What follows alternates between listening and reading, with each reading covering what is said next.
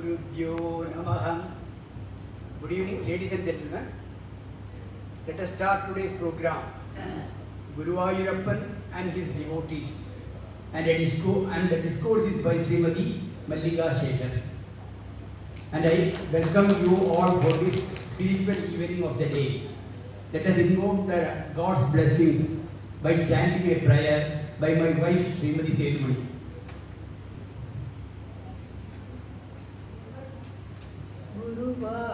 ഗുരുവായൂരേകാദശി തൊഴുവാൻ പോകുമ്പോൾ വഴികാട്ടുക നാരായണ രൂപം തളരുമ്പോൾ ആത്മാവാം പശുവിനിന്നാവിൽ അമൃതം പോലൂറിടുക നാരായണ നാമം ഹരിനാരായണ നാമം ഹരിനാരായണ നാമം നെയ്യുണ്ണും പീതാംബരം ഈ സന്ധ്യകരാമ പയ്യെല്ലാം വാർക്കുന്നു പാമാധുരിയല്ലോ നെയ്യുണ്ണും പീതാംബരം ഈ സന്ധ്യകരാമ പയ്യെല്ലാം വാർക്കുന്നു പാമാധുരിയല്ലോ ഓടക്കുഴൽ ഊതുന്നു കാടെല്ലാം ഭഗവാൻ ഊതുന്നു കാടെല്ലാം ഭഗവാൻ ചൂടുന്നൊരു പീലി തിരുമുടിയോ മഴമേഘം ചൂടുന്നൊരു പീലി തിരുമുടിയോ മഴമേഘം തിരുമുടിയോ മഴമേഘം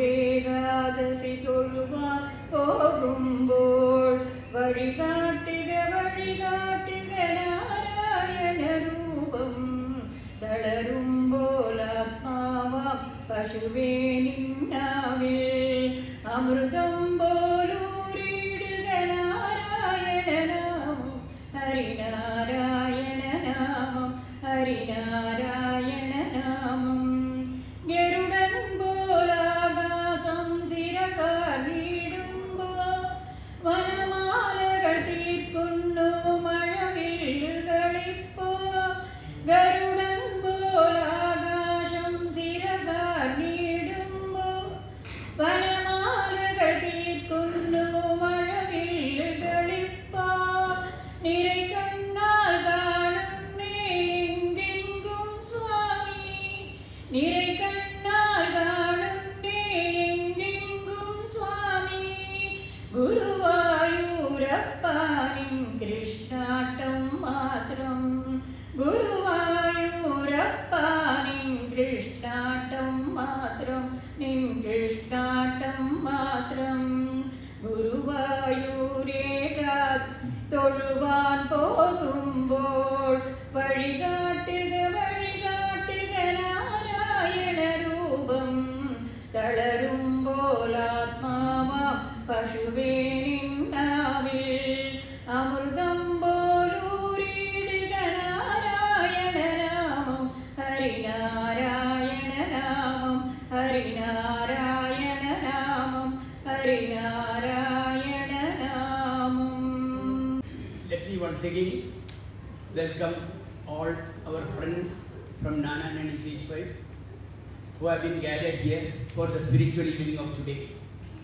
I also welcome Srimati Mallika Shekhar who will be talking on the subject Guruvayurappan and his devotees. As to many of us know Srimati Mallika Shekhar because she has attended a quite number of times her discourses and we have been privileged to have her here in our Nana Nani Feast for a quite number of times. As you all know, she was indulging in God Chokkanathan and his disciples and the leelas of Lord Chokkanathan of Madurai as she happens to be from Madurai. And moreover, after settling her domestic chores, she has settled down in Madurai and she had a good education by a postgraduate degree in Gandhian thoughts by Madurai Kamaraj University and she holds a PG diploma in school counseling and she holds a diploma in Saiva Siddhantam. And one of her hobbies includes the training of children in the juvenile home at Tirunelveli. Because normally now, due to the invasion of nuclear family, we are in search of grandmothers to tell the fairy tales to our children. To an extent, this vacuum of telling the stories by grandmothers to the grandchildren is going dramatic changes. And to reduce this backlog, speakers like Srimati Mallika Shekhar is inspiring the young students, young minds for the spiritual awakening, because whenever the night of spiritual awakening is made to spark in the little lives of children, it may have an empowering effect. Then the children grow up and take up their career at a later years. Moreover, it shapes their character as well. Nowadays, character is normally not present in the aging process of our children. So, we have to pay some attention to our caring of the grandchildren by imparting some cultural knowledge of Mahabharata, Ramayana, Bhagavata, and the fairy tales that inspires our children to live as a social human being. With these words, I invite Srimati Mallika Shekhar for the discourse on Lord Guruvayurappan and his devotees. As you know all well, because she will be starting the discourse at the correct time and she will be ending at the correct time also. She is very punctual in starting the session as well as ending the session. And let us give a loud applause to her. Now I invite Srimati Mallika Shekhar to have his discourse, and let us pray God for an entertaining spiritual evening of the day.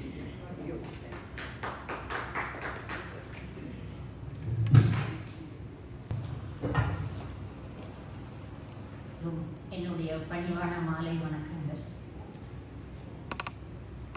அவங்க சொல்லிட்டாங்க correct டைமுக்கு ஆரம்பிப்பாங்க. Correct இப்போ ஆரம்பிச்சாச்சு, நான் correct டைமுக்கு முடிக்கணும். இப்போ என்னுடைய பிரச்சனை அதுதான். அதனால் மணி பார்த்துக்கிட்டேன் 5:35. ஏன்னா நேராக அவர் போய் இப்போ தான் கிளாக்கை செட் பண்ணார். அதனால் எனக்கு 5:35 சார். இல்லை, இது 5 நிமிஷம் ஃபாஸ்ட் இல்லை. ஏன்னா சரி பண்ணியா இல்லை, கொஞ்சம் ரொம்ப நம்ம சீரியஸாக ஆரம்பிக்க வேண்டாமே. குருவாயூரப்பன் கொண்டாடுறவன், குழந்தை. அப்போ அதை பற்றி பண்ணுறப்ப நம்ம கொஞ்சம் சந்தோஷமாக ஆரம்பிப்போமே. குருவாயூரப்பனும் பக்தர்களும் அப்படின்னா, இப்போ நம்ம எல்லாருக்கும் நாராயணியம், வட்டத்திரி, அது எல்லாருக்கும் அந்த சரித்திரம் தெரியும். நம்ம டெய்லி நாராயணன் தினமும் நாம் பாராயணம் பண்ணுறோம். அப்போ இது போல் நிறைய பக்தர்கள். இப்போ நான் எடுத்துக்கிறது எனக்கு நம்மளுடைய எங்கே போனாலுமே நமக்கு ஒரு குறிப்பிட்ட நேரம், அதுக்குள்ளே எத்தனை பேரை நம்ம சிந்திக்க முடியுமோ அதுக்கு ஒரு 4 பேர், அந்த மாதிரி பக்தர்கள் எப்படி இருக்காங்க. அப்போ அந்த பக்தர்கள் அப்படின்னாக்கா அவனுக்கு இவங்க யாரு அவங்க அப்படி இல்லை. யாரா இருந்தாலும் குருவாயூரப்பன்கிட்ட பக்தி இருக்கிறவங்க அவனுக்கு ஒரே பக்தர்கள் தான். அப்போ அவங்கள பற்றி நம்ம சிந்திக்கும் போது நிறைய பேர் இருக்காங்க. அப்போ நான் முதல்ல எடுத்துக்கிறது எல்லாருக்கும் தெரிஞ்ச இந்த பக்தர்கள் தான். குரூரம்மை அப்படின்னு சொல்லி ஒரு தாய். அப்போ அவங்க எப்படின்னா அவங்களுடைய சின்ன வயசுலேயே அவங்க நிறைய துன்பங்கள் எல்லாம் அனுபவிச்சு அவங்களுக்கு ரொம்ப ஒரு மனக்கவலையில் கணவர், குழந்தைகள் அவங்க எல்லாரும் இல்லாமல் ஆனதுக்கப்புறம் அவங்க ரொம்ப வருத்தமாக இருக்கிறப்ப ஒரு பெரியவங்க அவங்களுக்கு ஒரு சின்ன கிருஷ்ணர் விக்கிரகம் கொடுக்குறாங்க. இதை நீ உன்னுடைய குழந்தையா பாவிச்சு நீ அவனை பார்த்துக்கோ அப்படின்னு. இது நீங்கள் மகாபக்த விஜயத்திலே பார்த்தாக்க இந்த மாதிரி குழந்தை பாண்டுரங்கன் எல்லாம் வச்சு தன்னுடைய குழந்தையா பாவிச்ச பக்தர்களும் நிறைய பேர் இருக்காங்க. அந்த மாதிரி இப்போ இவங்க இந்த அம்மா இவங்க அதை பூஜை பண்ணுறாங்க. ஆனால் குருவாயூரப்பனுக்கு எப்படின்னா அவனுக்கு தன்னை இப்படி வச்சு அவனுக்கு இந்த பூஜையெல்லாம் பண்ணுறதை விட அவனே ஒரு குழந்தையா தினமும் வரணுமா குரூரமைகிட்ட விளையாடணுமா, அவள் கூட இருக்கணும். அதனால ஒரு பக்கத்து வீட்டில் இருக்கிற ஒரு குடும்பத்தில் அவங்க வீட்டு ஒரு குழந்தை. அப்போ குரூரமைக்கு தெரியாது தான் குருவாயூரப்பன் இறைவன் வந்து தன்னை இப்படி இந்த மாதிரி ஆட்கொண்டிருக்காங்கன்னு தெரியாது. இவன் பக்கத்து வீட்டு பையனா ஓடி ஓடி தினம் வருவானோ. இவங்க என்னெல்லாம் செய்கிறாங்களோ அந்த சின்ன சின்ன உதவியெல்லாம் செய்வாங்க. செய்துட்டு அவங்க என்ன எல்லாம் இவன் அவங்க வீட்டில் இருக்கிறத விட குரூரமை வீட்டில் தான் ரொம்ப நேரம் இருப்பான். அப்போ என்ன பண்ணுறான், அவங்களுக்கு எல்லா வேலையும் அவங்களுக்கு செய்து கொடுக்குறான். அவங்களுக்கு பூ பறித்து கொடுக்கணுமா, அவங்களுக்கு சாப்பாட்டுக்கு எடுத்து வைக்கணுமா, என்னென்ன செய்யணும் எல்லாமா செய்து கொடுக்குறான். ஆனாலும் அவனுடைய அந்த குறும்புத்தனம் வந்து போக மாட்டேங்குது. தினம் அவன் பண்ணுற குறும்பை வந்து இந்த அம்மாவால் சமாளிக்கவே முடியல. எப்படின்னா அவங்க ஏதாவது சுவாமிக்கு எல்லாம் நைவேத்தியம் பண்ணுறதுக்கு எல்லாம் எடுத்து வச்சுருப்பாங்களாம். எடுத்து வச்சுட்டு அவங்க வச்சு கண்ணை மூடி தியானம் பிரார்த்தனை பண்ணும்போது இவன் ஒரு உண்ணியப்பட்டை எடுத்து வாயில் போட்டுக்குவானா, எடுத்து சாப்பிடுவானா. அவங்களுக்கு தெரியாது அவங்க கண்ணை மூடிட்டு இருக்காங்க. இந்த உண்ணியப்பங்கிறதே இந்த கண்ணை உண்ணி கிருஷ்ணன் இருக்கிறதுனால அவனுக்கு சின்ன சின்ன அப்பமா பண்ணுவாங்களாம் அப்படின்னு ஒரு நகைச்சுவையா சொல்றது. அதனாலதான் அதுக்கு உண்ணியப்பம்னு பேரு, சின்ன சின்னதா போடுவாங்க. அப்ப இவங்க ஒரு நாள் குரூரமை பார்த்துக்கிறாங்க. என்ன நீ சுவாமிக்கு இந்த மாதிரி நான் வச்சிருக்கேன் நிவேத்தியத்துக்கு, நீ எடுத்துட்டு சாப்பிட்றியேன்னு. அப்போ உள்ளுக்குள்ள குருவாயூரப்பன் சிரிக்கிறாங்க. நானே உன் முன்னால் உட்காந்துருக்கேன், நீ இன்னும் எந்த சாமிக்கு கொடுக்க போற அப்படின்னு மனசுக்குள்ள நினைச்சுக்கிட்டு சரி சரி இனிமே நான் சாப்பிடலை அப்படிமா. ஆனால் திருப்பி அடுத்த நாளும் அதே போல அவங்க எடுத்து வைக்கிறதா இவன் அவங்க கண்ணை மூடி தியானம் பண்ணுறப்ப எடுத்து சாப்பிட்றது. இப்படி பண்ணுறப்போ ஒரு நாள் என்ன பண்ணுறாங்க, இவன் ரொம்ப சேட்டை பண்ணுறதுனால அவங்களுக்கு கோபம் வருது. பக்கத்தில் இந்த அடுப்பு கறி இதெல்லாம் வச்சுருப்பாங்க, அந்த கூடக்குள்ள தூக்கி அவனை உட்கார வச்சுருக்காங்க. கொஞ்சம் சின்ன பையன் இல்லை, வெளியே வர முடியாது, அவன் அதுக்குள்ளேயே இருக்கட்டும் அப்படின்னு தூக்கி உள்ளே உட்கார வச்சுடுறாங்க. வச்சுட்டு இவங்க இதெல்லாம் பண்ண உடனே அப்புறம் ரொம்ப நேரம் கழிச்சு தான் குரூரமைக்கு ஞாபகம் வருதான். ஐயோ, குழந்தைய தூக்கி நம்ம கூடக்குள்ள உட்கார வச்சோமே, அவன் என்ன பண்ணிட்டு இருக்கானு ஓடி போய் பார்த்தா அங்கே அவன் இல்லையா, ஒரு மயில் பீலி மட்டும் அதில் இருந்துதான். அப்போதான் குரூரமைக்கு தெரியுது வந்திருக்கிறது இறைவன் அப்படின்னு. அது எப்போ, இது ரொம்ப நாள் கழிச்சு நடக்குது. அதுக்கு முன்னால் இருந்தே இவன் இவ்வளவு சேட்டை பண்ணி அவங்க கிட்ட அன்போட இருக்கான். வயதாகுது குரூரமைக்கு. அப்போ இந்த கூடக்குள்ள வச்ச இந்த நிகழ்ச்சி வந்து அடுத்த ஒரு பக்தருக்கு வரும். அப்ப நம்ம இதை நினைவு கொள்வோம். அப்போ குரூரமை சொல்றாங்க, இந்த பையன் குழந்தைகிட்ட, எல்லாரும் வந்து குருவாயூரை பற்றி சொல்றாங்க, குருவாயூரப்பனை பற்றி சொல்றாங்க, நான் மட்டும் இன்னும் குருவாயூருக்கு போகவே இல்லை, எனக்கும் வயசாயாச்சு, இனிமே எனக்கு எந்திரிக்க முடியாது, நடக்க முடியாது, படுத்த படுக்கையா ஆயிட்டாங்க, எப்படி போக போறேன் அப்படின்னு. அப்போ குருவாயூரப்பன் உடனே இந்த குழந்தை சொல்லுதான், அதனால என்ன குருரமை, என் கையை பிடிச்சிக்கோ, நான் அவனை கூட்டிட்டு போறேன் அப்படின்னு சொல்றாங்க. சரின்னு அவன் கையை பிடிச்ச உடனே குருரமை இறைவன் அடி சேர்வாங்க அப்படிங்கிறது அவங்களுடைய ஒரு சின்ன சரித்திரம். ஒருத்தரை பற்றியே ஆரம்ப காலத்திலிருந்து கடைசி வரை நம்ம எவ்வளவு சொன்னாலும் பக்தியும் அந்த இறைவன் இது வந்து ரொம்ப கம்மியாக தான் சொல்றதுக்கு இருக்கும்.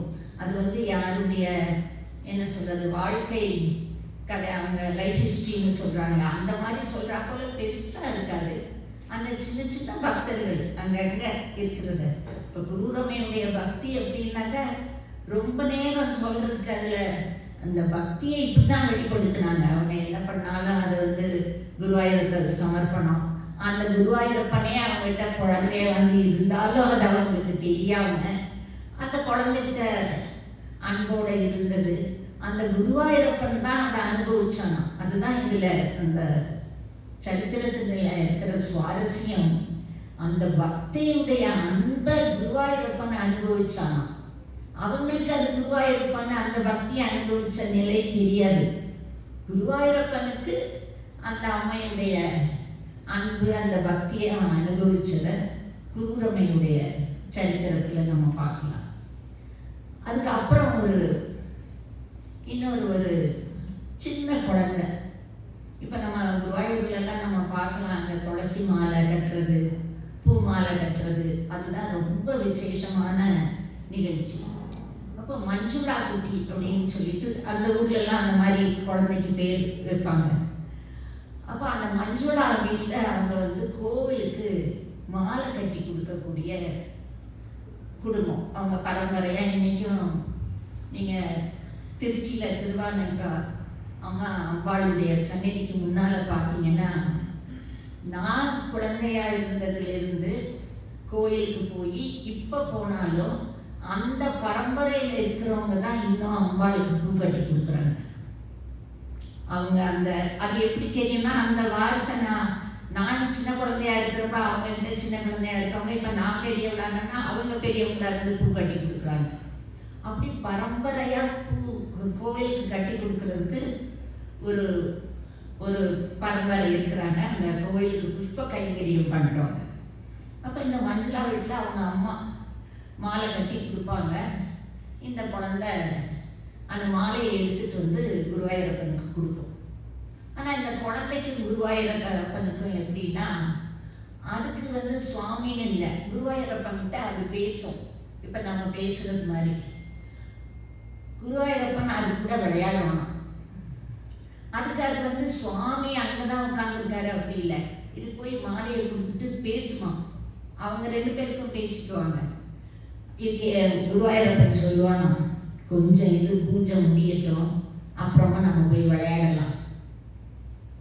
சில நாட்களுக்கு இது பூ கொண்டுட்டு வரும்போதே அங்கே காத்திருப்பான் நான் குருவாயூரப்பன் விளையாடுறதுக்கு. இவங்க 2 பேர் அங்கே உட்காந்து அவங்க விளையாடிட்டு குருவாயூரப்பன் சொல்லுவாராம், மேல் சாமி வருது பூஜைக்கு நான் போகிறேன். யார்? குருவாயூரப்பன் போய் உட்காந்துப்பாரு அங்கே, அது பூஜை பண்ணுறதுக்கு நீ பூ எடுத்துட்டு போ. இப்படி ஒரு பக்திங்கிறது நாம பார்க்குறோம். இப்போ இதை எப்படி பார்க்கணும்? பக்தன்கிட்ட குருவாயூரப்பன் வச்சிருந்த பக்தியா பாசமா அப்படிதான். ஒரு நாள் என்ன இப்படி இவங்க விளையாடி எல்லாம் பண்ணிட்டு இருக்கிறப்போ குருவாயூரப்பன் போயிருந்தான். ஒரு மழை, இந்த பொண்ணு பூ கொண்டுட்டு போறதுக்கு ரொம்ப தாமதமாயிருக்கு. அது அந்த துளசி மாலை எடுத்துட்டு போறப்ப அங்கே கோயிலில் பூஜை முடிஞ்சு டடை அடைச்சிருக்காங்க. அப்போ இது இந்த மாலையை கொண்டுட்டு வந்துட்டு ஒன்று அழுது அந்த குழந்தை. ஐயோ, வீட்டுக்கு மாலையை எடுத்துட்டு போனா அம்மா அடிப்பாங்க, மாலையை ஏன் கொடுக்கலன்னு நாளைக்கு கோவிலில் கேட்பாங்க. ஐயோ, நான் இப்படி என்ன பண்ணுறதுன்னு அங்கே உட்காந்து அந்த குழந்தை அழுது. அப்போ குந்தானம்னு ஒரு பக்தர், அவரை பற்றி நம்ம அடுத்தது பார்க்கலாம். அப்போ அவர் அங்கே வராரு. அப்போ கேட்குறாரு, ஏன் கொஞ்சம் அப்படி அழக அப்படின்னு. இந்த மாதிரி நான் மாலை கொண்டுட்டோன்னே நடைய வச்சுட்டாங்க, நேரம் ஆகிடுது. அதனால என்ன, குருவாயூரப்பன்கிட்ட சொல்லிட்டு பக்கத்தில் அங்கே ஒரு மரம் இருக்குது, இந்த மரத்தில் நீ மாட்டி வச்சுட்டு போ, குருவாயூரப்பன் எடுத்துக்குவான். நீ மாலை கொண்டுட்டு வந்திருக்க இல்லை, அதை வீட்டுக்கு கொண்டு போக முடியாது, அங்கே மாட்டி வச்சுட்டு போ, குருவாயூரப்பன் எடுத்துக்கோ அப்படின்னு சொல்கிறாரு. அப்போ இந்த குழந்தை கேட்குது, நான் இங்கே மாட்டி வச்சா குருவாயூரப்பன் எடுத்துக்குவானா அப்படின்னு. எடுத்துக்குவான் அப்படின்னு. ஆனாலும் இந்த குழந்தைக்கு ஒரு சின்ன சந்தேகம். அதனால என்ன பண்ணுதான், அந்த மாலையை கொண்டு அங்கே மாட்டிட்டு சொல்லுதான், குருவாயூரப்பா எடுத்தோ அப்படின்னு சொல்லிட்டு போகுதான். சொல்லாமல் மாட்டிட்டு போயிட்டா குருவாயூரப்பன் எடுக்காட்டா என்ன பண்ணிக்கிறது அப்படின்ட்டு எடுத்தோ அப்படின்னு சொல்லிட்டு அந்த மாலையை அங்கே மாட்டிட்டு போயிட்டோம். அடுத்த நாள் எப்போவுமே எல்லாரும் நிறைய பேர் நம்ம எல்லாரும் குருவாயூர் போயிருக்கோம். அங்கே ரொம்ப விசேஷம். அந்த 3 மணிக்கு நடக்கிற நிர்மாலய பூஜை, அந்த முதல் நாள் இறைவனுக்கு சாத்தி அந்த மாலை அதை எல்லாத்தையும் எடுத்து அதுதான் பிரசாதமே. அங்கே ரொம்ப அந்த நிர்மாலயத்துக்கு பண்ணக்கூடிய அந்த புஷ்பங்களை எல்லாம் கொடுப்பாங்க. அப்போ அவர் மேல் சாந்தி போய் பார்க்குறாரு. நேற்று இந்த மாலை இல்லையே, மஞ்சுளா வரல, மாலை சாத்தலை, அவருக்கு தெரியும். இப்போ எப்படி வந்தது அப்படின்னு அவருக்கு ஒரே ஆச்சரியமாக இருக்குது. அப்போ ஆசிரியர் குருவாயூரப்பன் சொல்கிறார், நான் தான் மஞ்சுளா குட்டி நேரமாக ஆயிடுச்சு, அந்த மரத்தில் மாட்டிட்டு போக சொன்னேன், நான் எடுத்துக்கிட்டேன். எனக்கு கொண்டு வந்த மாலை தானே, நான் யாரை கேட்கணும், நான் எடுத்துக்கிட்டேன் அப்படின்னு சொல்கிறாங்க. இருந்தாலும் யாருக்கு சொன்னால் நம்புவாங்க? இப்படியெல்லாம் மாலையை கொண்டுட்டு வந்தாங்க, மாட்டினாங்க, குருவாயூரப்பன் எடுத்துக்கிட்டான் அப்படின்னு எல்லாம் சொன்னாங்க. யாரும் நம்பலை. இருந்தாலும் நம்பணும், மாலை இருக்கு. அதனால அடுத்த நாள் என்ன பண்ணுறாங்க, இந்த குழந்தை வந்த உடனே, நேற்று நீ தாமதமாக கொண்டுட்டு வந்து இந்த மாதிரி மாலை கொடுக்க முடியாமல் போச்சு, அதனால அதுக்கு ஏதாவது ஒரு சின்ன தண்டனை கொடுக்கணும்ல. சின்ன குழந்தைக்கு என்ன பண்ண முடியும்? அந்த கோயிலில் இருக்க அந்த பாத்திரங்கள் எல்லாம் எடுத்து போட்டு இது எல்லாத்தையும் நீ கழுது, எல்லாத்தையும் நல்லா புளி போட்டு எல்லாம் தேய்ச்சி வைக்கணும்னு சொல்லி அதுக்கிட்ட அதெல்லாம் கொடுத்துட்றாங்க. இப்போ நம்ம பின்னாலே பார்க்க போகிறோம் வில்வமங்கலம் சுவாமிகள் இவங்களை பற்றி எல்லாம். அப்போ இந்த குழந்தை போய் அந்த பாத்திரங்களை போட்டு விளக்கிட்டே இருக்கப்ப அதுக்கு கோபம் வருதான். திட்டுதாங்க குருவாயூரப்பனை, நீ நேற்று என் கூட ரொம்ப நேரம் விளையாண்டதுனால தானே தாமதமாச்சு, அதனால தானே நான் இங்கே வர்ற தாமதமாச்சு, இப்போ பாரு பாத்திரங்கள் எல்லாம் நான் மட்டும் தேய்க்க வேண்டியிருக்கு அப்படின்னு அது குருவாயூரப்பனை. ஏன்னா அதுக்கு அது அவனுடைய ஃப்ரெண்டு தானே இருக்குது, திட்டிக்கிட்டே விளக்கிட்டு இருக்கான். அப்போ குருவாயூரப்பன் ஓடி வந்துட்டான். வந்து சரி நீ விளக்கி நான் கழுவி வைக்கிறேன் அப்படின்னு சொல்லிட்டு, இது யார் கண்ணுக்கும் தெரியாது, இது நமக்கு சொல்லக்கூடிய ஒரு தெய்வீக செயல். இது இந்த குழந்தை கழுவிதான் குருவாயூரப்பன் கழுவி வைக்கிறாங்க. அந்த நேரம் பார்த்து வில்வமங்கலம் சுவாமிகள், அவரை பற்றியும் நம்ம ஒரு சிந்தனை இருக்கு. அவர் கோவிலுக்கு வரார். வில்வமங்கலம் சுவாமிகள் கோயிலுக்கு வந்தாக்க உள்ள பார்க்குறாரு. அவருக்கு தெரியுது, ஏன்னா அவரும் தினமும் குருவாயூரப்பனோட பேசுறது. அவர் வீட்டில் சாப்பிட்றதுக்கு சாப்பாடு பண்ணிட்டு குருவாயூரப்பனை கூப்பிடுவாராம். அவன் வந்து பிரசாதம் எடுத்ததுக்கப்புறம் தான் இவர் சாப்பிடுவாராம். அந்த மாதிரி பக்தர் தான் அவரும். அதனால அவருக்கு வந்து உள்ள வந்து பார்த்தோன்னே தெரியுது உள்ள குருவாயூரப்பன் இல்லை. அப்போ அவருக்கு சொல்ல முடியல, ஆனால் அவருக்கு உள்ள குருவாயூரப்பன் இல்லை அப்படிங்கிறது தெரியுது. அந்த தெய்வீக இது இல்லை உள்ள. அப்போ இவர் அப்படி பார்த்துட்டு அந்த கோவிலை சுற்றி வரும்போது பார்க்குறாரு. அவர் கண்ணுக்கு தெரியுது மஞ்சுளா குட்டி விளக்குறதும் குருவாயூரப்பன் அதுக்கு கழுவி கொடுக்குறதும். அப்போ பார்க்குறப்ப அவருக்கு தெரியுது. அப்போ அவர் யோசிக்கிறாரா, நான் தான் பெரிய பக்தன்னு நினச்சிட்டு இருந்தேன், இவ்வளவு குழந்தையா இருக்கிறானே குருவாயூரப்பன், அப்போ அவ பக்தி பெருசா நம்ம பக்தி பெருசா அப்படின்னு அவருக்கு ஒரே ஆச்சரியமா இருக்கு. அப்போ அவர் அதை பார்த்துட்டு வராரு. அப்போ இந்த மஞ்சுளா குழந்தைக்கு இந்த குருவாயூரப்பன் பண்ண இந்த அருள் வந்து இன்னைக்கும் அந்த கோவில் பக்கத்துல, சமீபத்துல நான் போகல, யாராவது போனவங்க இருக்கீங்களா தெரியாது, கோவிலுக்கு பக்கத்துல இருந்த ஒரு மரத்துல, எந்த மரத்துல அந்த மஞ்சுளா அந்த மாலையை கூட்டிட்டு போச்சோ அங்க எல்லாரும் போய் அந்த இடத்த வணங்கிட்டு கோயிலுக்கு போவாங்களாம். அம்மா ஆமான்னு சொல்றாங்க. அதனால எனக்கு அந்த அனுபவம் பார்த்தவங்க இருப்பாங்க. இன்றைக்கும் அது இருக்கு, அந்த நம்பிக்கையோட பண்றாங்க அதை. அப்ப இது வந்து அந்த ஒரு சாதாரணமா பூ கட்டி கொடுக்குற ஒரு பெண் குழந்தை தானே அப்படின்னு இல்லை, இதுவும் ஒரு பக்தி தான். அந்த குழந்தை குருவாயூரப்பனோட விளையாடுறது, அந்த குழந்தை ஏதாவது கஷ்டப்பட்டுருமேன்னு குருவாயூரப்பன் போய் அதுக்கு உதவி செய்தது, அது ஒரு பக்தி நிலை. இந்த குழந்தைங்களை பற்றி நான் சொல்லும்போது, ஒரு பக்தர் அவர் தினமும் காலையில கோவிலுக்கு வரும்போது ஒரு 4 கதலி பழம் வாங்கிட்டு வருவாங்க. அந்த ஊர்ல சொல்றத கதலி பழம்னு சொல்றாங்க. அதை வாங்கிட்டு வந்து அந்த நடையில வச்சுட்டு குருவாயூரப்பா எடுத்துக்கோ அப்படின்னு சொல்லிட்டு வச்சுட்டு போயிடுவார் அந்த 4 பழத்தை. 2 பசங்க தினம் கோயிலுக்கு அந்த பக்கத்தில் இருக்கிற கோயில் குளத்துல குளிச்சுட்டு அந்த பசங்க ஓடி வருவாங்க. வந்து சுவாமி ஒரு கோவிலை ஒரு சுற்றிட்டு இந்த 4 பழத்தில் 2 வச்சுருந்தோம். குருவாயூரப்பா உனக்கு 2, நாங்கள் ஆளுக்கு 1 எடுத்துக்கிறோன்னு 2 பழத்தை எடுத்துட்டு ஓடிடுவாங்க. இது தினம் நடக்குது. அவருக்கு தெரியாது, வேற யாருக்கும் தெரியாது. 4 பழம் கொண்டுட்டு வந்து வைக்கிறது. அந்த 4 பழத்தை அவர் கொண்டுட்டு வந்து வச்சுட்டு போவார். இந்த பிள்ளைங்க தினமும் குளிச்சுட்டு வர வேண்டியது. 2 பழத்தை எடுத்துட்டு 2 பழம் குருவாயூரப்பா உனக்குன்னு வச்சுட்டு ஓடிடுது. ஒரு நாள் இதை பார்த்துக்குவாங்க. பார்த்தா இந்த சின்ன குழந்தைக்கு என்ன வேற தண்டனை கொடுக்க முடியும், என்னப்பா பண்ணுறீங்க அப்படின்னாக்கா, இல்லை இது யாரை கேட்டு எடுத்த, குருவாயூரப்பனை கேட்டோம். நீ மட்டும் தினம் கதலி பழம் சாப்பிட்றியே, எங்களுக்கும் வேணும்னு அவன் தான் சொன்னான். எனக்கு 2 வச்சுட்டு நீங்கள் ஆளுக்கு 1 எடுத்துக்கிறேன்னு. அதனால் நாங்கள் அப்படி எடுத்துக்கிட்டோம். நம்புறதுக்கு யாரும் தயாராக இல்லை. இப்போ கூட அப்படி குருவாயூரப்பன் பண்ணால் நம்ம நம்புவோமா தெரியல. அந்த அளவு, ஏன்னா அந்த பக்தி நிலை இருக்கிறவங்களுக்கு ஏதோ ஒரு வகையில் எப்படியோ இறைவன் தான் இருக்கிறத உணர்த்துவான். நாமளும் இன்னைக்கு அப்படி உணர்ந்துட்டு தான் இருக்கிறோம். எவ்வளோ விஷயங்கள் நமக்கு தெய்வீகமாக நடக்குது. இப்படி நடக்கும்னே நினைக்கல, ஆனால் நடக்குதுன்னு நம்ம சொல்கிறோம். ஆனால் அதை கடந்து போயிடுவோம். அது அப்படியே நிற்காது. அது பக்தி நிலையில் நமக்கு நடந்த விஷயம் அப்படின்னு. ஏதோ நம்ம சாமர்த்தியத்தில் நடந்ததா, இல்லை நான் நினைப்பேன் என் சாமர்த்தியத்தில் நடந்தா, நம்மன்னு உங்களையும் சேர்த்துக்கக்கூடாது.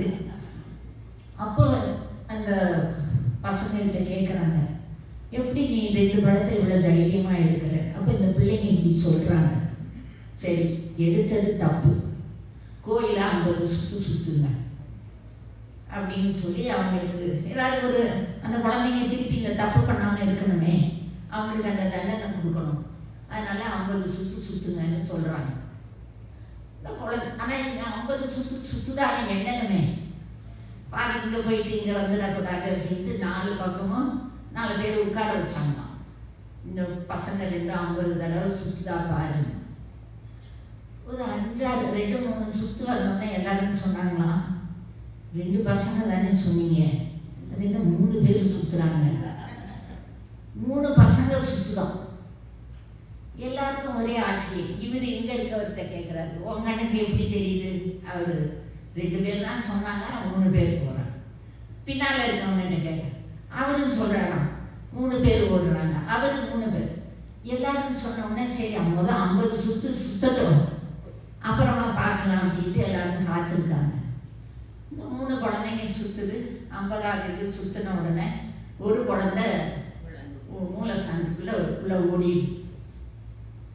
அப்போ மேல்சாந்தி கேட்குறாங்க குருவாயூரப்பன்கிட்ட, ஏன் குருவாயூரப்பா நீ இப்படி எல்லாம் விளையாடுற? அந்த 2 பிள்ளைங்க தப்பு பண்ணாங்க, அவங்களுக்கு தண்டனை கொடுத்தோம், நீ என்னத்துக்கு கூடவே ஓடுன அப்படின்னு. குருவாயூரப்பன் சொன்னான்னா, என்கிட்ட சொல்லிட்டு தான் அவங்க சாப்பிட்டாங்க. இப்போ தினம் இந்த 2 பிள்ளைங்க 2 கதலி பழத்தை எடுத்ததை நான் தானே சாட்சி. அப்போ எனக்கு தெரியும்ல, அப்போ அது தப்புன்னு சொல்லி நீங்கள் அந்த பிள்ளைங்களுக்கு தண்டனை கொடுக்கும்போது நானும் சுற்றணும்ல, அதனால தான் சுற்றினேன்னு சொன்னான் குருவாயூரப்பன். இதை வந்து ஜெயராம சர்மா அவங்க நாராயணியன் சொல்லி கேட்டிருப்பீங்க எல்லாரும். இதெல்லாம் இந்த லீலைகள்லாம் இப்போ எனக்கு இன்னைக்கு கொஞ்சமாவது சொல்ல வருது, சொல்ல முயற்சி பண்ணுறேன். அவருடைய சொற்பொழிவெல்லாம் கேட்டுதான். அவர் சொல்லும் போது நமக்கு அப்படியே ஐயோ இவ்வளோ கஷ்டப்பட்டானா அப்படின்னலாம் நமக்கு தோணும். அந்த அளவுக்கு அவர் ரொம்ப பக்தியோட சொல்லக்கூடிய பெரியவங்க.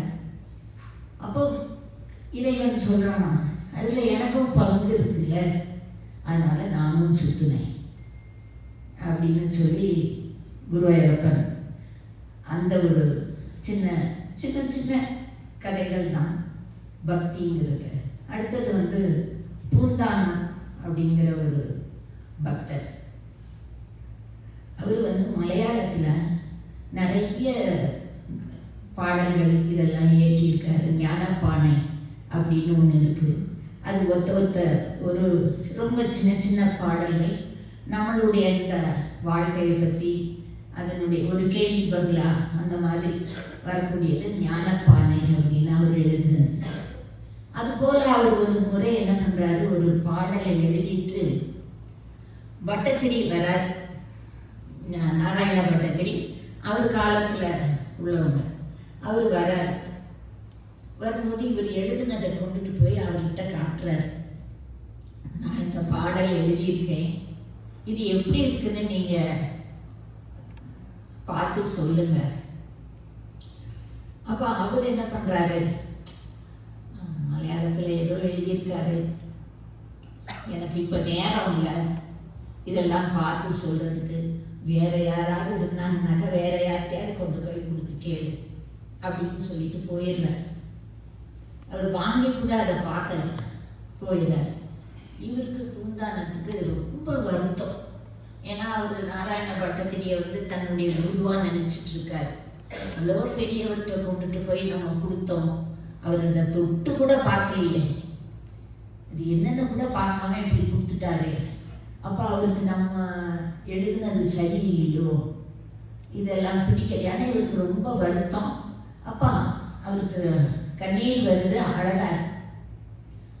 அப்போ கேட்குறாங்க குருவாயூரப்பன்கிட்ட, இது ஏன் அவர் வேண்டான்னு சொன்னாருன்னு நீ எனக்கு சொல்லு, நான் எழுதுனதுல ஏதாவது பிழை இருக்கா, இல்லை இது நல்லா இல்லையா, இப்படி அவர் தொட்டு வாங்கி கூட பார்க்கலையே, எனக்கு ரொம்ப வருத்தமாக இருக்குது குருவாயூரப்பான்னு எனக்கு ரொம்ப வருத்தப்பட்டு தன் வீட்டில் இருக்கும்போது குருவாயூரப்பன் அவர் இவரை பட்டத்திரிய கனவுல போய் சொல்கிறாராம், எழுப்புறாராம்.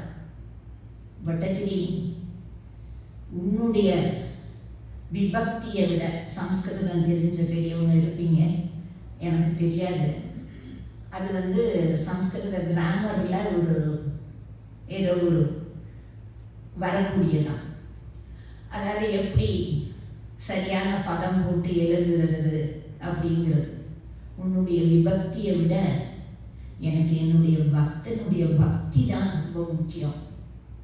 நீ ஏற்றுக்காட்டா, நீ பார்த்து அது சரின்னு சொல்லாட்டா என்ன, நான் என் பக்தன் எழுதுனதை ஏற்றுக்கிட்டேன், எனக்கு அவனுடைய பக்தி போதும், உன்னுடைய இந்த விபக்தி எனக்கு வேண்டாம் அப்படின்னு சொல்கிறான். அப்போதான் அவருக்கு பட்டத்திரிக்கு, அதாவது இங்கே பட்டத்திரியை குறைவாக சொல்லலை, சில நேரங்களில் நம்ம ரொம்ப இருக்கும், சில சமயம் 100% பர்ஃபெக்ஷன் அப்படிம்பாங்க, அது சில சமயம் வராது. என்னதான் முயற்சி பண்ணினாலும் தப்பு தப்பாக தான் வருமே தவிர அந்த 100% பர்ஃபெக்ஷன் வராது. எல்லாருக்கும் பண்ணுறவங்க இருக்காங்க. அப்போ இப்படி சொல்லுவாராம், என்ன நீ இதில் எழுதுனா நீ பார்க்க மாட்டியா, எனக்கு என் பக்தனுடைய பக்தி, அவன் பக்தியோடு எழுதுனதை நான் ஏற்றுக்கிட்டேன், எனக்கு பிடிச்சிருக்கிறது அப்படின்னு சொன்னோன்னே அப்போ தான் பட்டத்திரி உணர்றாராம், நம்ம ரொம்ப தப்பு பண்ணிட்டோம். போகிறாராம், பூந்தானம் வீட்டுக்கு போய் பூந்தானத்திட்ட சொல்கிறாராம், பூந்தானம், நான் பண்ணது ரொம்ப பெரிய தப்பு தான், இறைவன் எனக்கு அதை உணர்த்திட்டான், அதனால் நீ கொடு, நீ எழுதுனதை நான் வாங்கி படிக்கிறேன் அப்படின்னு சொல்லிட்டு இவர் வாங்கி அதை பூரா படிக்கிறார். என்ன அப்படின்னா, இறைவன் சில நேரங்களில் இப்போ நமக்கு சில ஸ்லோகங்கள் சொல்ல தெரியாது. எனக்கு கூட நிறைய நேரம் நான் நினைப்பேன், சம்ஸ்கிருதம் நமக்கு தெரியாது, நம்ம உரிய காலத்தில் அதை நம்ம படிக்கலை, நமக்கு சில ஸ்லோகங்கள் எல்லாம் சரியாக உச்சரிக்க வரலை, அந்த வேகமாக சொல்கிறதெல்லாம் நமக்கு வரமாட்டேங்குது அப்படின்னு. இதை ஏதாவது படிக்கிறப்போ மனசு கொஞ்சம் சமாதானமாக இருக்கும். பரவாயில்ல, நமக்கு தெரியாட்டா குருவாயூரப்பன் ஒன்றும் சொல்ல மாட்டான், சரி இதுக்கு வராதுன்னு விட்டுருவான், எது வருதோ அதை ராம ராமா சொல்லு, முருகா முருகா சொல்லு, சிவ சிவா சொல்லு, போரும் அப்படின்னு விட்டுருவாங்க. நானாக என்ன சமாதானப்படுத்திக்குவேன் வராததுக்கு. ஆனால் உண்மையிலே இறைவனும் நம்மளுடைய எந்த விதமான பக்தியாக இருந்தாலும் அதை ஏற்றுக்குவான் அப்படிங்கிறது தான் இந்த சரித்திரத்தில் இந்த கதைகளெல்லாம் நமக்கு பெரியவங்க வச்சுட்டு போயிருக்காங்க.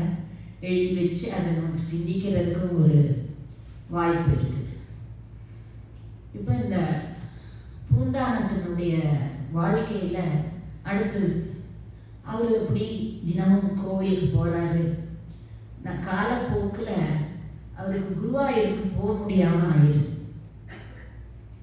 அவருக்கு அவ்வளோ தூரம் பிரயாணம் பண்ணி குருவாயூருக்கெல்லாம் போக முடியல. அப்போ அவர் சொல்கிறாரு, என்னால் அவ்வளோ தூரம் வர முடியலைங்கிறப்ப குருவாயூரப்பன் சொல்கிறான், நீயே அங்கே தான் வந்தா நான் இருக்கேனா, உன் வீட்டு பக்கத்துலேயே இருக்குல்ல ஒரு கிருஷ்ணன் கோயில், நீ அங்கே வா, என்ன தரிசனம் பண்ணலாம். நீ தினம் அந்த கோயிலுக்கு வா, நான் உனக்கு தரிசனம் தரேன். நீ அங்கே வந்து என்ன பார்க்கலாமே, குருவாயூருக்கு தான் நீ வரணும்னு இல்லை அப்படின்னு சொன்னோடனே இவர் தினமும் அந்த கிருஷ்ணன் கோயிலுக்கு போகிறாரு. காலப்போக்கில் அவருக்கு வயோதிகம் வருது. அப்போ அவருக்கு சொல்கிறாரு, குருவாயூரப்பா என்னை வந்து நீ கூட்டிகிட்டு போவியா அப்படின்னு கேட்குறாரு. அப்போ குருவாயூரப்பன் இப்போ நம்ம எங்கள் அம்மாலாம் அப்படி சொல்லுவாங்க, முருகா என்னை எப்போ வந்து கூட்டிகிட்டு போகிற அப்படின்னு கேட்பாங்க எங்கள் அம்மா. எங்கள் அம்மா கேட்குறப்ப நான் சொல்லுவேன், அம்மா சாமி என்ன கால் வச்சா வந்து உங்களை கூட்டிகிட்டு போவார், இதெல்லாம் இப்படிலாம் பேசாதீங்க அப்படின்னு. ஆனால் அன்னைக்கு தெரியல, இப்படி சொல்லக்கூடாது, எப்படி வந்து குருவாயூரப்பன் அவங்களை கூட்டிகிட்டு போயிருப்பாங்க, இறைவன் கூட்டிகிட்டு போயிருப்பாருன்னு நமக்கு தெரியாது. ஆனால் நான் இதே பதில் எங்கள் அம்மாட்ட சொல்லியிருக்கேன், ஆமாம் நான் சாமி வந்து முருகனை வந்து என்ன கால் வச்சா கூட்டிகிட்டு போவான் நம்மளெல்லாம், இதெல்லாம் ஏன் சொல்லிட்டு இருக்கீங்க, அப்படியெல்லாம் சொல்லாதீங்க அப்படின்பேன். ஆனால் இந்த பூந்தானம் குருவாயூரப்பன்ட்டு கேட்பாராம், குருவாயூரப்பா என்னை எப்போ வந்து கூட்டிகிட்டு போவேன், என்னை எப்போ வந்து கூட்டிகிட்டு போவேன். இப்போ குருவாயூரப்பன் வந்து சொல்கிறான், இந்த திருமணத்துக்கு நல்ல நேரம் நாள் குறித்து கொடுப்பாங்கல்ல, அது மாதிரி குருவாயூரப்பன் சொல்கிறான், நாளைக்கு இப்போ நான் உதாரணமாக சொல்கிறேன், அப்போ என்ன நேரம் சொன்னாருன்னு எனக்கு அதில் இல்லை, பொதுவாக இப்படி தான் எழுதியிருக்காங்க புத்தகத்தில்.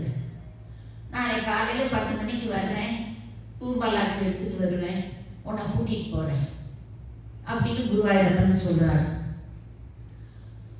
அவ்வளோதான்.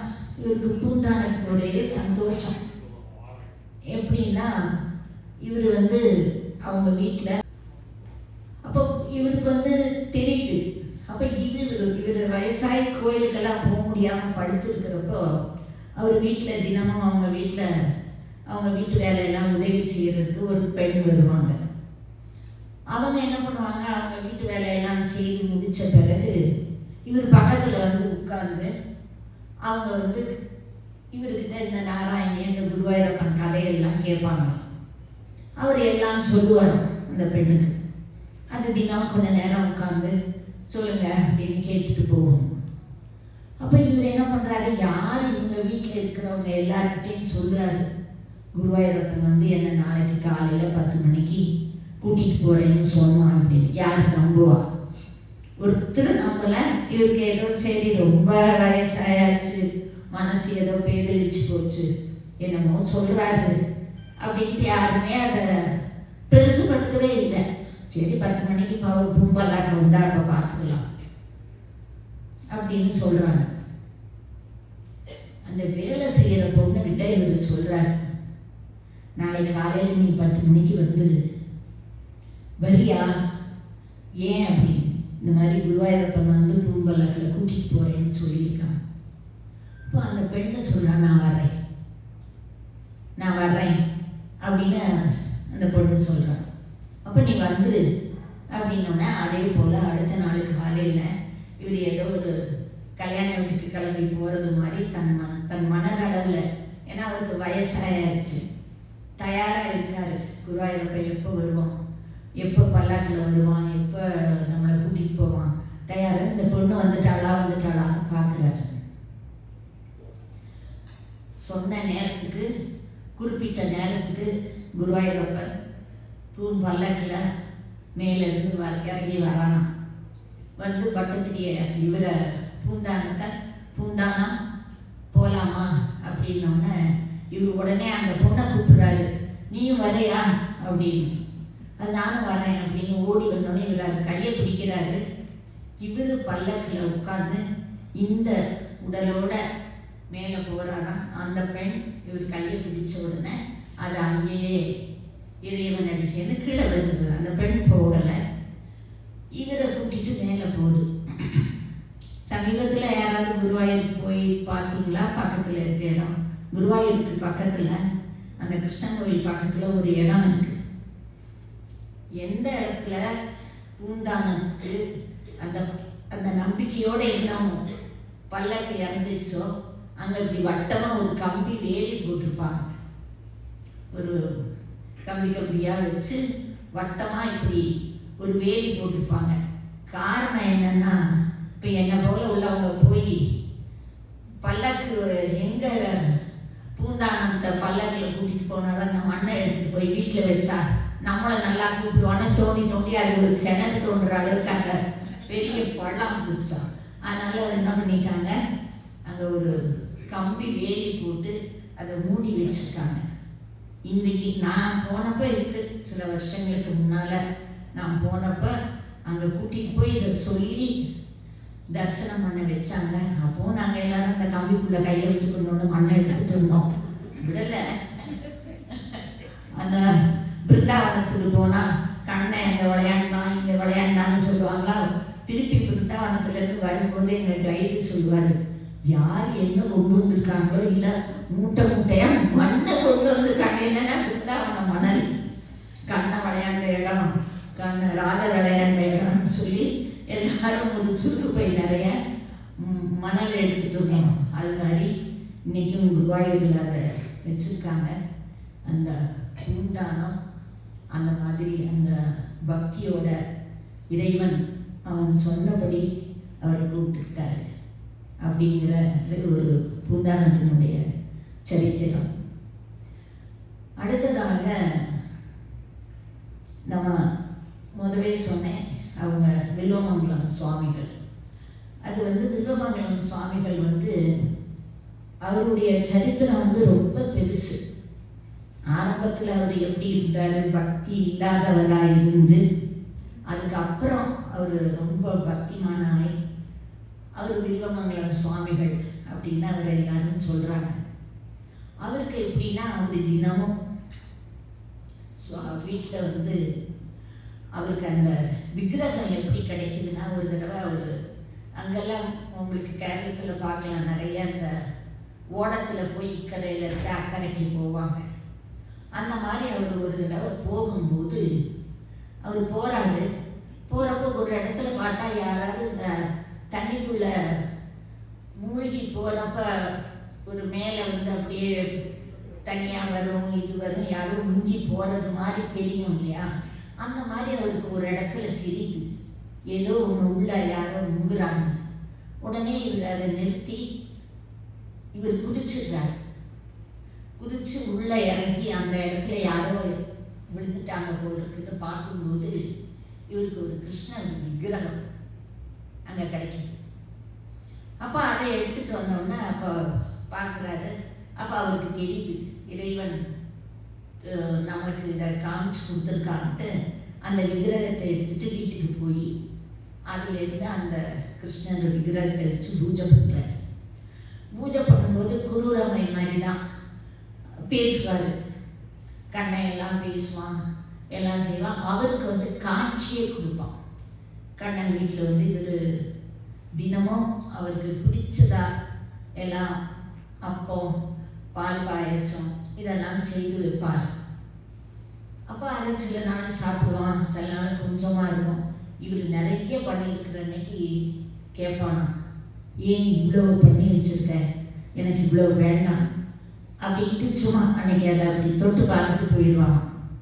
சரி, நேற்றுல ரொம்ப கம்மியாக சாப்பிட்டானே அப்படின்ட்டு அடுத்த நாள் கம்மியாக பண்ணி வைப்பார் பாயசத்தை.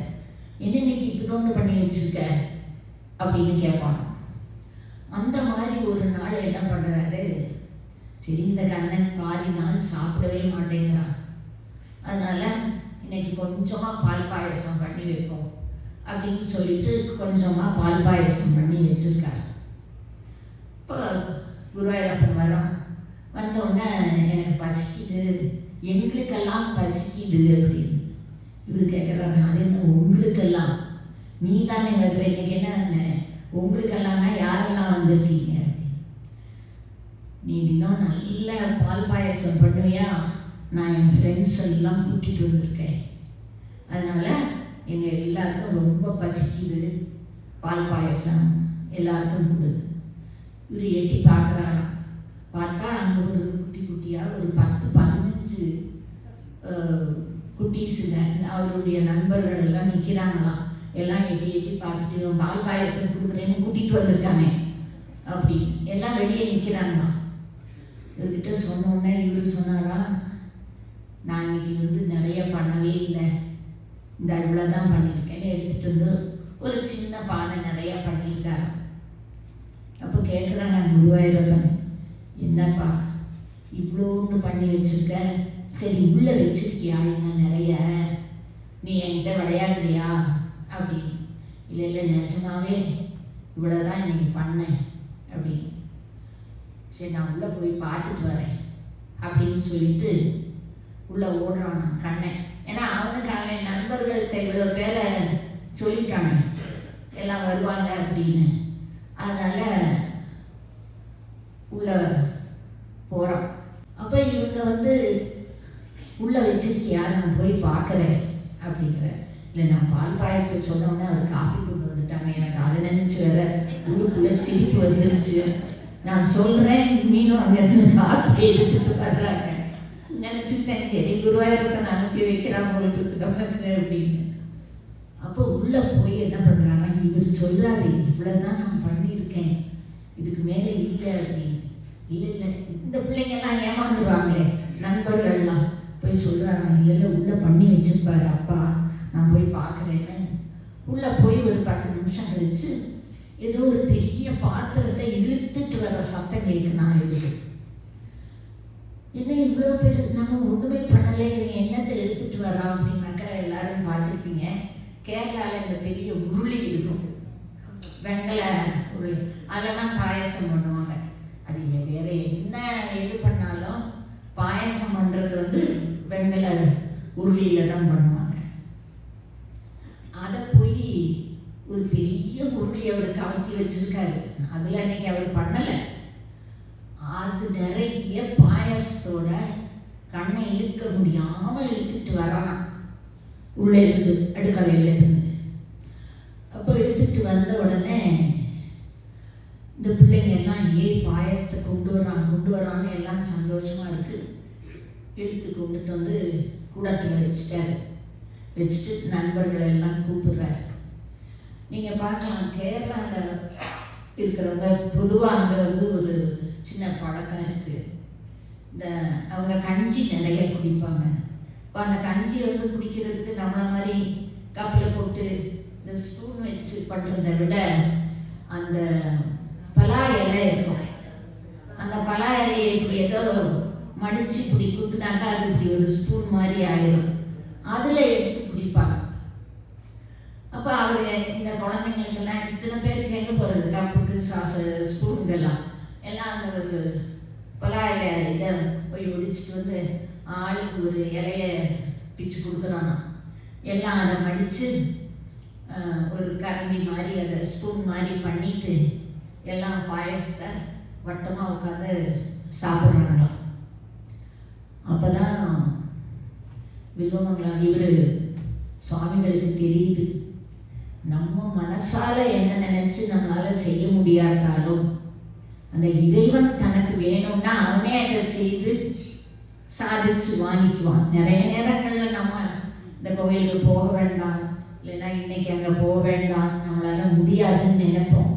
ஆனால் யாராவது ஒருத்தவங்க வருவாங்க, நாங்கள் போகிறோம் வாங்க, எங்களோட வாங்க, நாங்கள் கூட்டிகிட்டு போகிறோம் வாங்க, சம்மந்தம் இல்லாமல் நம்ம அவங்க கூட போவோம். அது வர நம்ம பெருசாக சபதமே எடுத்துருப்போம், என்னால் நடக்கவே முடியாது, போகவே முடியாது, நான் வரவே இல்லை அப்படின்னு. ஆனால் எதிர்பாராத விதமாக நாம் அங்கே போகணும்னு நினச்சது போகும்படியாக நமக்கு அமையும். அது மாதிரி இவர் இந்த கொஞ்சமாக வச்சாலும் நிறைய கொடுக்க முடியலன்னு இருந்தாலும் இறைவனே அதை தேடி அவர்கிட்ட இருந்து வாங்கிட்டதாக அது ஒரு பக்தி நிலை. வில்வமங்கலம் சுவாமிகள்னா கிருஷ்ண கருணாமிர்தம் அப்படிங்கிற ஒரு 300 ஸ்லோகம் உள்ள ஒரு இதை ஏற்றியிருக்கார். இவருக்கு இன்னொரு பேரும் இருக்கு, லீலாசுரர் அப்படின்னு. இவர் கிருஷ்ணர்கிட்ட கிடைச்ச அந்த அனுபவத்தை, அவருக்கு நேர்ந்த அந்த இதை எல்லாத்தையும் அவர் பாடலாக எழுதியிருக்காரு. இன்றைக்கும் அதெல்லாம் பாராயணம் பண்ணுறவங்க நிறைய பேர் இருக்காங்க, அதை கதையாக சொல்கிறவங்க இருக்காங்க. நமக்கு அவர் வீட்டில் விளையாடினது, அவருக்கு பிடிச்ச உணவு அவர் பண்ணது, இந்த மாதிரி விஷயங்கள் பேசுகிறப்ப கொஞ்சம் சுவாரஸ்யமாக இருக்கும். ஆனால் அவங்க எழுதின அந்த கிரந்தம் இதெல்லாம் இன்னும் ரொம்ப பெரியவங்க. அவங்க அதை சொல்லி நாம் கேட்குற வாய்ப்பு நமக்கு இறைவன் தரணும். மணி ஆச்சுன்னு நினைக்கிறேன். கரெக்ட்? எவ்வளோ நேரம் இருக்குது? 10 நிமிஷம். இன்னும் ஒரு பக்தரை பற்றி பார்க்கலாம் வச்சுருக்கேன். ஏன்னா எனக்கு ஆமாம், இறைவனுடைய கணக்கில் நாம் நினச்சிருப்போம் மனிதர்களுக்கு மட்டும்தான் பக்தன் அப்படின்னாக்க. நீங்கள் இன்றைக்கி குருவாயூர் கோயிலில் நம்ம போய் பார்க்கும்போது அந்த கோயில் வாசல் முன்னால் 2 பெரிய தந்தம் இருக்கும், இப்படி வச்சுருப்பாங்க. நடுவில் அந்த கேசவன் யானையுடைய படம் இருக்கும். ஏன்னா நான் அந்த கேசவனுடைய இதை ஏன் வச்சுருக்கேன் அப்படின்னா, அதை அந்த சரித்திரத்தை பக்தர்கள்லாம் மனிதர்கள் மட்டும் பக்தர் இல்லையே, அதனால தான் அவனதை சொல்லி தான் நான் முடிக்கிறது. அதான் என்னுடைய கணவர் ஞாபகப்படுத்துகிறாங்க, குரு கேசவனை சொல்லலையா அப்படின்னு. நான் மணி பார்த்துக்கிறதுக்காக, ஏன்னா மீனும் எந்திரிச்சு போனப்போ எனக்கு ஒரு சந்தேகம், நமக்கு இங்கேருந்து காற்று சரியாக தெரியலையா, தங்கமாயிருச்சோ அப்படின்னு. அப்போ இந்த யானையை எப்படி கோவிலுக்கு கொடுக்கறது அப்படிங்கிற பழக்கம் வந்ததுன்னா, கேரளத்தில் இருந்த ஒரு ராஜா அவர் ஒரு பிரார்த்தனை பண்ணிக்கிறாரா, நான் இந்த போரில் வெற்றி பெற்றா நான் கோவிலுக்கு ஒரு யானை வாங்கி வைக்கிறேன், கொடுக்குறேன் அப்படின்னு. வைக்கிறேன்னா அது உண்மையாக போயிடும். யானை வாங்கி கொடுக்குறேன் அப்படின்னு பிரார்த்தனை பண்ணுறாங்க. உடனே ஒரு யானை வாங்கி கொடுக்குறாரு. அதே அந்த பழக்கத்தில் குருவாயூரில் இப்படி ஒரு பிரார்த்தனை இருக்கா இன்னைக்கு கூட.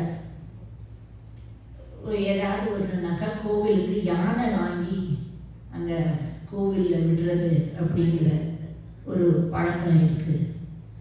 அதுபோல் அந்த ராஜா யானையை வாங்கி விடுறாரு. அப்போ நம்ம அதே போல் இந்த கேசவன் அப்படிங்கிற யானையை பற்றின ஒரு பக்தி, அதை யானையை ரொம்ப பழக்குவாங்க.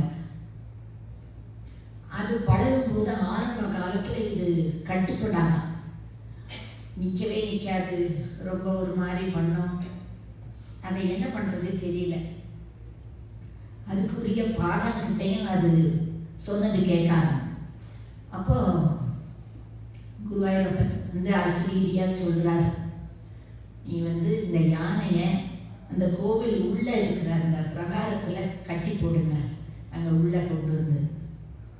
அப்போ அதை உள்ளே கொண்டுட்டு அந்த யானையை கட்டி போடுறாங்க. உள்ளே கொண்டுட்டு கட்டி போட்ட உடனே அது அந்த கோவில் உள்ளேயே இருக்க இருக்க இருக்க அதுக்கிட்ட இருக்கிற அந்த முருக்க குணம் குறைஞ்சி கொஞ்சம் சாந்தமாகதான். அதுக்கப்புறம் அந்த கேசவன் யானை மேலே தான் சுவாமியை வச்சு ஸ்ரீவேலி கொண்டு போவாங்க. அந்த கோவிலை 3 தடவை சுற்றி வருவாங்க.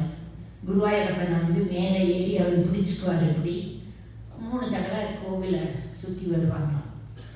அப்போ நமக்குன்னு சில சமயம் சொல்லக்கூடாது. இப்போ எனக்கே எடுத்துக்கிட்ட ஏகாதசி மறந்து போயிடும். நமக்கு பிரதோஷமா, ஒரு நாளைக்கு பிரதோஷம் இல்லை அப்படின்னு தோணும். ஆனால் அது ஏகாதசி சாப்பிடாத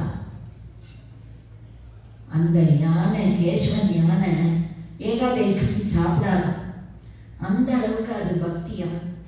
அதை தான் அந்த சீவேலிக்கு எடுக்கணும். அதுக்கு வயது ஆயிடுது. அப்போ அதால் முடியல. அப்போ அதுக்கு மேலே வைக்க முடியாது. அப்போ என்ன பண்ணுறாங்கன்னா, இந்த யானையை விட்டுட்டு இன்னொரு யானைங்க பழக்கிறாங்க. அதுக்கு மேலே அந்த சுவாமியை வச்சு சீவேலி கொண்டு போகிறப்போ அப்போ இந்த கேசவ ஞான சாப்பிடவே மாட்டேங்குதான். அதுக்கு தன்னை இந்த மாதிரி கூப்பிடலையே அப்படின்ட்டு ரொம்ப அதுக்கு தெரியுது, அது சாப்பிடவே இல்லையா. அப்புறமா திருப்பியும் சொல்கிறாங்க, அதை கொண்டுட்டு வந்து அந்த கோயில் உள்ளே கட்டி போடுங்க, அது இருக்கட்டும், அது ஒன்றுமே பண்ணாது, அதுக்கு தெரியும்ல அதுக்கு ஒரு காலம் வந்தாச்சு அப்படின்னு சொல்லி அது மாதிரி கொண்டுட்டு வந்து கட்டி போடுறாங்க. ஒரு ஏகாதேசி அன்னைக்கு அந்த கேசவன் ஞான குருவாயூரப்பனோட கலந்ததாக குருவாயூர் ஏகாதசி அன்னைக்கு அந்த குருவாயூர் ஏகாதேசி அன்னைக்கு அது வந்து இறைவனோட கலந்துருக்கு. இப்போ இந்த சரித்திரத்தோட நானானில நான் இதை பேசின போது ஒரு இதே போல நமக்கு இதெல்லாம் இப்போ நம்ம கண்ணால் பார்க்கல. எனக்கு இறைவன் ஒரு தெய்வீக செய்தியை உணர்த்தினான். நான் வந்து பேசுறதுக்கு ஒரு 2-3 நாட்களுக்கு முன்னால் நான் A பிளாக்ல இருக்கேன், B பிளாக்ல இருக்கிற ஒரு பெரியவங்க, அந்த ஆண்டி எப்போவுமே நான் வந்து எனக்கு நான் பேசுகிறேன் அப்படின்னாக்கா கேட்பாங்க. அப்போ நான் சொன்னேன், நான் குருவாயூரப்பனை பற்றி பேசுகிறேன், என்னை ஆசீர்வாதம் பண்ணுங்கம்மா அப்படின்னு. அப்போ அவங்க நல்லா பேசுப்பா அப்படின்னு சொல்லிட்டு சொன்னாங்க. கேட்டாங்க, யாரெல்லாம் எடுத்துருக்க பக்தர்களை அப்படின்னு. அப்போ நான் இப்படி பூந்தானம் வில்வமங்கலம் சுவாமின்னு சொல்லிட்டு கேசவனையும் எடுத்திருக்கேன் அப்படின்னு அவங்ககிட்ட சொன்னேன். அப்போ அவங்க ஒரு விஷயம் சொன்னாங்க, ஆமாம் நாங்களும் ஒரு யானை வாங்கி கோயிலுக்கு கொடுத்தோம். நான் வந்து எனக்கு இது உண்மையாக இன்னைக்கு எனக்கு நடந்தது, இது செய்தியை வந்து அந்த அளவுக்கு நான் உள்வாங்கிக்கலை. அப்படியா அப்படின்ட்டு வீட்டுக்கு போயிட்டேன். அப்படியா, ஏன்னா அவங்க சாப்பிட போகிறாங்க, நான் சாப்பிட்டுட்டு போகிறேன், அதனால் நான் வீட்டுக்கு வந்துட்டேன். வீட்டில் வந்து உட்கார்ந்த பிறகு யோசித்தேன், ஐயோ அவங்க எவ்வளோ பெரிய விஷயம் சொல்லியிருக்காங்க. நம்ம எந்த ராஜாவோ பார்க்காத ராஜா வாங்கி கொடுத்த யானையை பற்றி உட்காந்து எழுதுகிறோம். அவங்க நாங்கள் யானை வாங்கி விட்டோம் கோவிலுக்குன்னு சொல்கிறாங்களே, அந்த விஷயத்தை கேட்காம வந்துட்டேனே எனக்கு நமக்கு அவ்வளோதான் தெரியல. அப்புறம் என்ன பண்ணேன், அவங்க வீட்டுக்கு அம்மாட்ட கேட்டுட்டு அவங்க வீட்டுக்கு போனேன். போயிட்டு அப்புறம் நான் சொன்னேன், நீங்கள் சொன்ன போது அந்த தெய்வீகத்தை வாங்கிக்கிற அளவுக்கு எனக்கு பக்குவம் இல்லை, யானை வாங்கி விட்டோன்னு நீங்கள் சொன்னேன்னா என்னமோ ஏதோ ஒரு பொம்மை யானை வாங்கி நீங்கள் வச்சிங்கன்னு நினச்சிட்டு நான் உடனே வீட்டுக்கு போயிட்டேம்மா, எனக்கு கொஞ்சம் அந்த விவரங்களெல்லாம் சொல்கிறீங்களா அப்படின்னு கேட்டேன். அப்போ அவங்க சொன்னாங்க, அவங்க கணவர் கேரளாவை சேர்ந்தவங்க, அவங்களுடைய வியாபாரத்தில் முதல்ல கொஞ்சம் கஷ்டமாக இருந்து அதுக்கப்புறம் வியாபாரம் நல்லா ஆன பிறகு நான் கோவிலுக்கு ஒரு யானை வாங்கி விடுறேன் அப்படின்னு சொல்லி பிரார்த்தனை பண்ணாங்களாம். அவங்க வியாபாரம் நல்ல முறையில் நடந்த பிறகு ஒரு யானை வாங்கி யானை பாகனுக்கு நியமனம் செய்து அந்த யானை பாகனுக்கு கோயிலில் ஒரு சின்ன வேலை வாங்கி கொடுத்து அந்த யானைக்கு வந்து ரேஷ்மி அப்படின்னு பேரும் வச்சு கோவிலுக்கு கொண்டுட்டு போய் விட்டாங்களாம். இதை எப்போ நான் வந்து உணர்ந்தேன்னா, அவங்க அந்த போகிற போக்கில் யானை வாங்கி நாங்கள் கோயிலுக்கு விட்டோம், இப்போ அதுக்கு 35 வயசு ஆகுதுன்னாங்க. அப்போ தான் நான் உணர்ந்தேன், ஓ அவங்க நிஜ யானையை சொல்கிறாங்கன்னு. அப்புறம் நான் போய் இதெல்லாம் அவங்ககிட்ட விவரம் கேட்டேன். இப்போவும் அந்த யானை அங்கே இருக்கிறதாக சொன்னாங்க. அந்த மாதிரி ஒரு பக்தைய நேரில் எனக்கு அந்த குருவாயூரப்பன் காண்பித்தாங்கிறதுல வந்து எனக்கும் ஒரு ரொம்ப பக்தி மயமாக இருந்தது. அந்த மாதிரி இது போல் இன்னும் நிறைய பக்தர்கள் நிறைய பேர் நமக்கு தெரிஞ்சுக்க வேண்டி இருக்கிறாங்க. நான் இந்த குறிப்பிட்ட நேரத்தில் எனக்கு தெரிஞ்சதை உங்கள்கிட்ட நான் பகிர்ந்துக்கிட்டேன். கேட்ட பெரியவங்க நிறைய பேர் இருக்கீங்க, யாராவது நீங்கள் வந்து நிறைய செய்தால் நல்லாயிருக்கும். எப்படி இருந்தது, இல்லை இன்னும் பக்தி பானங்கள் இருக்காங்க, யார் வேணால் வந்து ஒரு 4 வார்த்தை இந்த குருவாயூரப்பனுடைய பக்தியை இதை பற்றி சொல்லலாம். தயவுசெய்து யாராவது வாங்க. ரொம்ப அழகாக குருவாயூரப்பனோட லீலைகளை நமக்கு எடுத்து சொல்லி இந்த நேரம் போனதே தெரியாத அளவுக்கு ரொம்ப நல்லா ப்ரெசென்ட் பண்ணாங்க மிஸ்ஸஸ் மல்லிகா சேகர். எனக்கு நாங்கள் 4th phase இருக்கிற எல்லாருக்குமே தெரியும். அவங்க ரொம்ப அங்கேருந்து வந்தவங்க எல்லாருக்குமே அவங்கள நல்லா பழக்கம் உண்டு. நிறைய அவரோட சொற்பொழிவுகள் நிறைய கேட்டிருக்கோம். அங்கேயும் கேட்டிருக்கோம், இங்கே வந்து அவங்க ப்ரெசென்ட் பண்ணுறது நிறைய நாங்கள் கேட்டுருக்கோம். ரொம்பவே நல்லா இருந்தது. குருவாயூரப்பனோட லீலைகள்னு சொன்னால் சொல்லி மாடவே மாடாது. எவ்வளோ லீலைகள் இருக்குது. இப்போ சமீபத்தில் நான் ஒன்று படித்தேன். ஒரு தேங்காய் வியாபாரி வந்து ஒரு தேங்காய் எடுத்துட்டு குருவாயூருக்கு சுவாமிக்கு சமர்ப்பணம் பண்ணுறதுக்கு எடுத்துன்னு போனானா. நிறைய நடுவழியில் போகிறதே ராத்திரி இருட்டி போயிடுத்து. அப்போ வந்து திருடர்கள்லாம் வந்து இந்த மாதிரி என்ன எடுத்துன்னு போகிறேன் வண்டியிலன்னு கேட்டிருக்கா. தேங்காய் தான் அப்படின்னாங்க. எங்கே எடுத்துன்னு போகிறேன்? குருவாயூரப்பனுக்கு சமர்ப்பணம் பண்ணுறதுக்கு எடுத்துன்னு போகிறேன். எப்போவுமே நான் வந்து முதல்ல தேங்காய்லாம் இது பண்ணினோடனே முதல்ல குருவாயூரப்பனுக்கு சமர்ப்பணம் பண்ணிட்டு தான் அப்புறம் என் வியாபாரத்தை நான் பார்ப்பேன் அப்படின்னு. எங்கே கொண்டு வா அப்படிங்க. இப்போ தேங்காய் தானப்பா, இதில் என்ன இருக்குது? தினமும் தேங்காய் தான் எடுப்பேன். உன்னோட தேங்காய்க்கு என்ன கொம்பா முளைச்சிருக்கு, நான் பார்க்கணும் கொண்டா அப்படின்னு சொல்லியிருக்காங்க. சரி நீயே பார்த்துக்கோ அப்படின்ட்டு அந்த மூட்டையை பிரித்து பார்த்தா அத்தனை தேங்காய்க்கும் கொம்பு முளைச்சிருக்கான். அப்படியே மயக்கம் போட்டு விழுந்துட்டாங்க அந்த தேனை. அப்புறம் இன்றைக்கும் அந்த கோவிலில் வந்து தேங்காயை ரொம்ப நாளைக்கு வெளியில வச்சுருந்தா எல்லாரும் பார்க்கறதுக்கு அப்படின்னு சொல்லி படித்ததுலாம் நான் போயிருக்கேன் குருவாயூருக்கு. ஆனால் இது வரைக்கும் நான் பார்த்ததே கிடையாது. அப்புறம் தான் அது ஒரு சேஃப்டிக்காக எடுத்து உள்ளே வச்சிருக்கா அப்படின்னு சொல்லி வச்சுட்டா. ஏன்னா அந்த தேங்காய் இன்னும் குருவாயூரில் இருக்குது. உள்ளே போய் அது வந்து நம்ம போய் பார்த்தா உள்ளே இருக்குது தேங்காய். ரொம்ப படித்த தேங்காய் இருக்குது. யாரும் பார்த்துருக்கவும் மாட்டோம், கேள்விப்பட்டிருக்கவும் மாட்டோம். இந்த மாதிரி சின்ன சின்ன லீலைகள் நிறைய இருக்குது. சொல்லிகிட்டே போகலாம், அது ஒரு முடிவே கிடையாது. அவனோட லீலைகளை பற்றி பேசுறதுக்கு நமக்கு சொல்லி இது பண்ணவும் மாட்டாது, அவ்வளோ இருக்குது அவனோட லீலைகள், அவனோட அற்புதங்கள். இதெல்லாம் வந்து என்றைக்குமே நமக்கு அந்த குருவாயூரப்பன் துணை இருந்து நம்ம எல்லாருக்கும் அந்த மாதிரி ஒரு அனுபவங்களை அவன் நிறைய கொடுக்கணும்னு பிரார்த்தனை பண்ணிக்கிறேன். மல்லிகா சேகர் அவர்களுக்கு ரொம்ப நன்றி தெரிவிச்சுக்கிறோம். நீங்கள் வருஷம் இந்த மாதிரி வந்து நிறைய சொற்பொழிவுகள் எங்களுக்கு நடத்தணும். மதுரை மீனாட்சி பற்றி போன வருஷம் பேசினீங்க போல இருக்கு. அது மாதிரி நிறைய கேட்டிருக்கோம். அங்கேயும் நிறைய கோர்ட்டு பேசினே நிறைய கேட்டிருக்கோம். ரொம்ப சந்தோஷம் மேடம் நீங்கள் வந்ததுக்கு. எல்லாருக்கும் ரொம்ப நன்றி.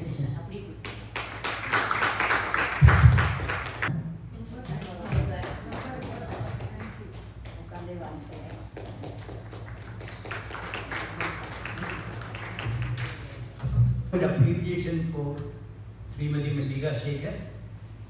Our engineer mommy has presented the tambulam and memento to her.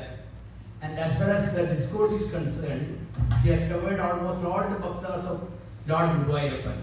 And as we know, when we visit Guruvayur on the Kadake Nada, there is a mandula. Now a Garudan statue is placed on the precinct of this art, where mandula used to place the garland intended for God. And on a day, as she explained, on a particular day due to rain, she could not reach the Guruvayur temple and place the garland before Guruvayurappan, and instead she placed it on the banyan tree. And frankly enough, it was taken over by Guruvayurappan on the night itself.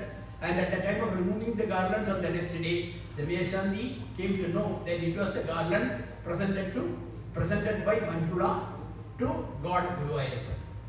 And let us hope that to bestow Srimati Mallika Shekhar with all the best in health, wealth and spirits, so that she can continue the spiritual journey and enshrine us in all these spiritual activities. Madam, we are thankful. As a resident of Nananayani, we are very proud of you, and let us welcome many more discourses to you in our phase 5. Thank you, Madam.